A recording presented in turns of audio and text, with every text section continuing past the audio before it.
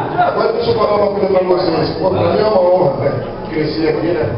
Antes de ser jogador, acho que todo mundo sabe da história, antes de ser jogador profissional do Corinthians, eu era da arquibancada, né? Igual você era da Gaviões do Piau, né? Eu saí da arquibancada para me tornar jogador profissional. Então, eu sou igual a vocês, e hoje eu estou voltando a ser torcedor de novo, né?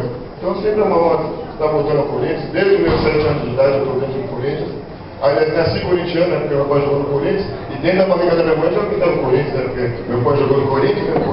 E é uma honra também estar do lado do Zé. O Zé também começou aqui no Corinthians. Então a gente tem raízes aqui dentro, né? É diferente dos outros. Os outros vieram jogar aqui. Nós começamos no terrão. E hoje não temos no terrão, né? A gente tem bastante prática. Mas eu estou contente, estou muito emocionado de estar aqui. Por ser corintiano, né? Porra, né? A gente tem uma história aqui. Acho que não fiz mais que minha obrigação, né? Acho que por ser corintiano é uma obrigação minha de dando tantas alegrias para a nossa torcida, porque eu sou corintiano. Né, Zé? Tamo junto.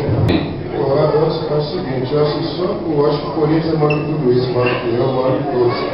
Só de eu ter jogado no Corinthians, conquistado 3 títulos brasileiros com o seu time de coração, que é meu time de coração, né, pô?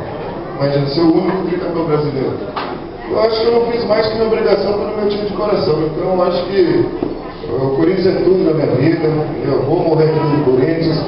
Todo final de semana eu estou aqui jogando no Master, a gente vai jogar 500, 700 quilômetros, sabe disso, né, Ernesto? Então eu vou te falar uma coisa para vocês. Eu fiz mais que minha obrigação como torcedor corintiano, só isso, estamos juntos.